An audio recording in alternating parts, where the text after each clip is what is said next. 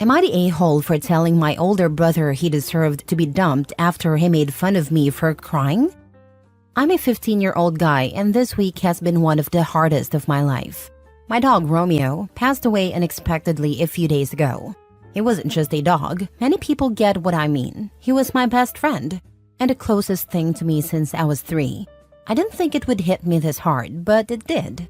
Now here's the thing. My older brother, 20 male, is the stereotypical tough guy. Super popular, full of confidence, high school musical type of guy, or a typical Disney Channel tough guy. But he also has a bad habit of dismissing anything that doesn't fit into his worldview. We've never been that close. He thinks I'm too sensitive, and I think he's a bit of an ass. But I genuinely thought he'd understand how much Romeo meant to me. I mean, even if he didn't care about Romeo, he could have at least respected that I did, right? You guessed it. He didn't. Yesterday, I was sitting in the living room looking through old photos of Romeo on my phone, and to be honest, I was crying. I thought I was alone. Then my brother walked in, took one look at me, and started laughing menacingly. Literally, it sounded like Doflamingo from One Piece. He said things like, "You really crying over a dog? Man up, it's just an animal." I tried to ignore him at first and ask him to stop, but that just seemed to make him worse. He kept going, saying things like, "What's next? You gonna hold a funeral for him?" And even pretended to cry in a mocking way. I don't know what changed in me, but I snapped. I was hurt, angry, and just so fed up with how crappy he was being. I remembered that not long ago, his girlfriend of 2 years had broken up with him. Ever since, he's been moping around the house, blasting sad breakup songs and talking to anyone who listens about how heartbroken he is. So I looked him dead in the eye and said, "At least my just an animal loved me. Your girl clearly didn't love you the way she cheated on you. At least my dog died loving me. Your girl is still alive and didn't love you." He froze, completely silent. Then his face went red, and he stormed out of the room without saying a word. Fast forward to later, my parents heard about what happened, thanks to him of course, and told me I was out of line. They said I went too far and that I should apologize because what I said was cruel. But here's the thing, I don't feel like I owe him an apology. He mocked me while I was grieving, dismissed my feelings, and only stopped when I hit him where it hurt. I know what I said was harsh. I know it wasn't the nicest thing I could have said, but honestly, he started it. If he'd just shown me a shred of emotion, or even left me alone, I wouldn't have gone there. Now my parents are pressuring me to make things right with him, but I don't see why I should have to apologize when he was the one who started being crappy first. Am I the a-hole? Now for the top comments. Not the a-hole. Ask your parents where they were when he starts teasing you. Tell them no. A 20-year-old who makes fun of a sibling for crying over a pet is heartless. It also makes me wonder if he has a mental illness. He may be a psychopath or sociopath. I suggest you stay away from him. He has some serious problems.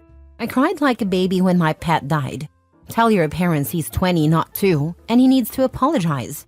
Go low contact with him when you move out of the house. Thank you for this. I'm very sorry for your loss as well. I actually meant sadist for your brother and he lacks empathy. Sorry for your loss. It's terrible and then dealing with a sadist makes it much worse. I'm going with not the a-hole.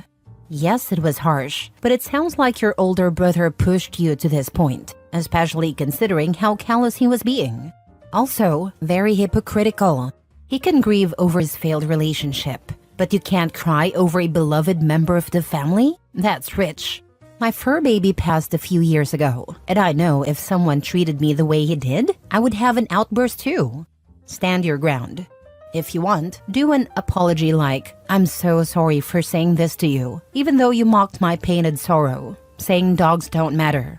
I'm sorry that you faked crying when you invaded my personal space to make fun of me and dismiss me. I'm sorry that your feelings seem to matter more." This calls him out. Honestly, he's 20. He's an adult, and you are a minor. His behavior is appalling.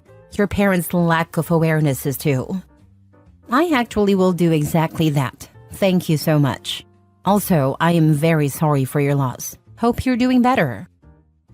Edit. Thanks for all your support and love. I deeply appreciate it.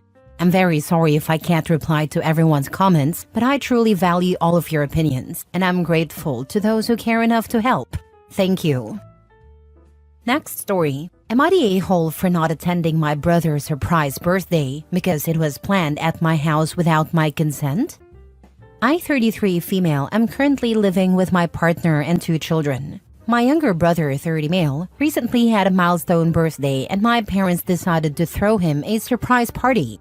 Normally, I'd be all for it, but here's where things get complicated.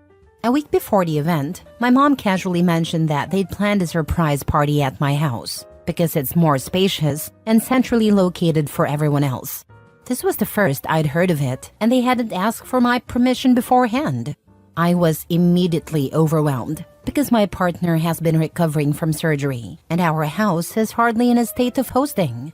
I told my mom that hosting wasn't possible and suggested a few alternative venues. She got upset and said everything was already arranged, and changing locations last minute would be too complicated. Feeling cornered, I stood my ground and said they needed to relocate the party or scale it down. The fallout was immediate. My brother, who was accidentally clued in, called me selfish for not accommodating the family on a special day. My parents accused me of ruining what could have been a perfect family gathering. In the end, they hastily rearranged the event at a cousin's place, but the atmosphere was strained, and several relatives made passive-aggressive comments about my absence. I feel terrible for missing the party and causing such a commotion, but I'm also frustrated that my boundaries were disregarded. Am I the a-hole for not hosting the party at my house and choosing to skip it altogether? She got upset and said everything was already arranged, without the prior consent of the homeowner. Clever. Everyone in the family is thinking only of themselves, no one minding your particular situation. But you are the selfish one, huh? Your parents are blaming you for their audacity. But in the end, they hastily rearranged the event at a cousin's place. So it could be done. Not the a-hole. I wish you peace of mind. I equally wish OP peace of mind, because she really deserves it. In all, OP's not the a-hole. Who on earth plans a big party at someone else's house without asking them if it's okay first? This is utterly ridiculous behavior, and I'm willing to bet it's not the first time your parents/family have pulled nonsense like this. You're definitely not the a-hole for telling them no under any circumstances, especially given your partner's health situation. You might want to consider doing a deep dive into your history with your family and unpacking exactly what's going on there, either with or without professional help, because you might need to start standing up for yourself like this more often. You would be surprised. My mom would offer to drive people for certain long-distance occasions, and then tell me after the fact that she needed to use my car because she already planned that. She had a coupe at a time, and it was too small, so she liked using my car instead since it was bigger, but would never ask me if it was okay before volunteering my vehicle for things. Not quite the same thing as this situation, but similar and just as frustrating. I'd also be willing to bet money OP never received a planned surprise party for her 30th. Not the a-hole. It's hard to believe not a single member of your family has common sense. You don't just volunteer a person's home and plan a whole party. And your brother's reaction? He may be 30, but it doesn't look like his sense made it past 12. The audacity. Big not the a-hole to you. We all know who the golden child is now. Not the a-hole. Next story. Am I the a-hole for still being no contact with my brother after something that happened 4 years ago? I, 20 female, have a brother, James, 25 male. We used to be really close, but after what happened 4 years ago, I don't feel safe around him anymore. 4 years ago, I stayed at James's house/apartment for the summer. At a time, James was extremely stressed. He was an intern working to become a doctor, not in the US, had a part-time job on the side, had bills to pay, and was also taking care of 16-year-old me. I understood that it was hard for him, but what happened still isn't excusable. Around April of that year, his rent increased significantly, so he took on another part-time job. One day after a long night shift, he came home exhausted and had to head out to a second job soon after. I could tell he was stressed, so I made him some dinner. I left the dishes in the sink because I was also tired and went to sleep. planning to clean up later. The next morning, he started yelling at me to wash all the dishes before he got home. He had already done everything he needed to in the kitchen, so I assumed the dishes just bothered him. I said okay and was walking back to my room to get back to sleep, thinking I could do it later. That's when he snapped. He started yelling at me, calling me lazy and accusing me of being in my room 24/7. I was confused and asked him, "Are you okay?" He took that as disrespect and slapped me. For context, my brother is a gym rat who plays football and boxes. So I was shocked and said, "WTF, you just hit me." I screamed at him, and then he slapped me again, this time hard enough to bust my lip. My teeth bit deeply into my upper and lower lip, and blood was dripping everywhere. I'll never forget his words after that. "Clean this mess up." I had a panic attack that lasted about an hour before I patched myself up. By then, my lip was swollen. It looks like I had done the Kylie Jenner lip challenge, ironically. I packed my things and went back to my parents' house. I didn't tell them what happened, but later that day, my phone started blowing up with texts, calls, and voicemails from James trying to reach me. I blocked him and everything. When he couldn't reach me, he told my parents what happened. They were mad at him initially, but eventually got over it. About a month later, I told him I wasn't going to contact him again, and that he should leave me alone. I made it clear I would never trust him or feel safe around him. We haven't spoken in the past 4 years. But here's the problem. This year, I landed an internship at a hospital I've dreamed of working at since I was a kid. I was so excited that I threw a party for myself, posted about it on social media, and invited all my family, except James, of course. Somehow, he found out. Someone must have given him my social media info because he contacted me using a fake account to ask why he wasn't invited. I told him I hadn't spoken to him in years, so I didn't see why he would expect an invitation. He said that since his family, he hoped I'd forgiven him by now, and accused me of being immature. He also said I should let him celebrate me, because being an intern was a big part of his life too, and he could give me advice. I told him I didn't want anything from him, and blocked him again. Now, I'm getting calls from other family members saying I'm holding a grudge and need to forgive him for a mistake he made. The whole situation has divided my family, and I don't know what to do. Now for the top comment. Not the a-hole. He's lucky you didn't report it to the police. He would have lost all chances at being a doctor after assaulting a minor because of his anger issues. It's crazy, I know, but if he was too stressed about taking care of me, he could have just asked me to go home. I was only there for a while and had no problem going back home. Has he ever truly and sincerely apologized? Has he sought help for his anger issues? If not, keep your distance. He physically assaulted you, a minor at a time, and should have faced legal consequences for it. I don't blame you one bit. Stay safe. I forgot to mention this, but he did manage to reach me once about 3 months after the incident. He said he was sorry, but then added that if I hadn't been acting like a brat, he wouldn't have hit me. After that, I blocked him again. Oh, you drove him to it. That's such a typical rage-filled a-hole excuse. Forget him. Last story. Am I the a-hole for refusing to take care of my younger siblings anymore? Hi, I'm 16 male, and along with my twin sister Emma, 16 female, I'm the oldest of 6 kids. Our parents, 45 male and 43 female, have always emphasized the importance of family. But that often translates into Emma and me taking on a lot of responsibility for our younger siblings. It's been this way for as long as I can remember. We have 3 biological siblings. Oliver, 12 male, Sophie, 8 female, and Ellie, 6 female. About 2 years ago, my parents decided to adopt another child, Caleb, 4 male. And last year, my mom gave birth to twins, Noah and Lily. So now there are 8 of us. And it feels like all the pressure of helping raise this big family has fallen squarely on Emma and me. Before Caleb came into the picture, things were already overwhelming. Emma and I basically helped with everything. Homework, dinner, baths, bedtime routines. We missed out on a lot of our own childhood because we were busy raising our siblings. When my parents told us they were adopting, Emma and I were shocked.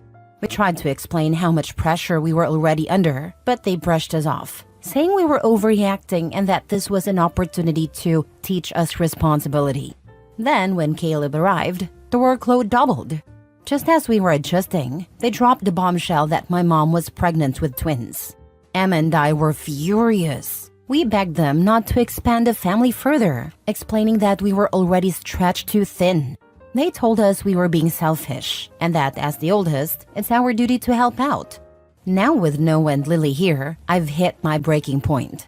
I'm essentially a third parent. I can't go out with my friends without getting guilt-tripped. Emma had to quit her after-school drama club because our parents needed her at home to help with the babies. Whenever we bring up how unfair this is, our parents act like we're ungrateful and say that family comes first. Last week, I finally snapped. My parents asked me to cancel plans to babysit again. I told them no, that I was their unpaid nanny, and they needed to take responsibility for the family they chose to have. My dad called me disrespectful and my mom cried, saying they've done everything for us and that we should want to help. Emma backed me up, saying we're tired of missing out on being teenagers because of their decisions. Now they're barely speaking to us. Oliver overheard the argument and said we're being selfish for not helping out. I feel terrible because I love my siblings, but I don't think it's fair that my life is on hold because my parents can't manage the family they chose to have. So, am I the a-hole for refusing to keep taking care of my younger siblings? There is a huge difference between helping and sacrificing your life. You were absolutely right to stand your ground and should continue to do so. Not the a-hole. Not the a-hole. This is textbook parentification, and it's a form of abuse. You and Emma didn't choose to have 6 younger siblings. Your parents did. They're the ones being selfish by treating you like free childcare instead of letting you be teenagers. Family comes first is just manipulation to guilt you into being unpaid nannies. Your parents chose to adopt and have more kids, while already relying too heavily on you both. Making you quit activities and miss out on your social life to raise their kids is completely unfair. Stand your ground. You deserve to have your own life and childhood. Your parents need to figure out proper childcare instead of exploiting their teenagers. Not the a-hole, but you need to call your grandparents. If you have any normal grandparents, aunts or uncles, they're going to be furious at your parents. Bring in the cavalry. Write up everything you are expected to do. Keep track of it every night for about 4 days. This way, you can show you are not exaggerating. Write down everything you did on Tuesday, Wednesday, Thursday, and Friday of last week, and let the other adults know. Get a job outside the house. If you have to hide it from your parents, do just that. Stay away from the house as much as you can. Do not tell them when you are leaving. And for the love of God, do not tell them if you have any money. Keep it in an online account or find a way to get a bank account they can't access. If you think they're likely to sabotage your chances of college so they can keep you as servants, don't tell them when you are taking the ACT, SAT, or any other important test. You won't get any sleep the night before, or they'll wake you up too early the day of. Don't tell them when you've sent out applications. Nothing. They're already sabotaging your ability to earn money by babysitting, and a lack of money will keep you stuck there. Work with Emma to figure out how to save up cash that they can't get to. But most important of all, tell the adults that care about you what is happening.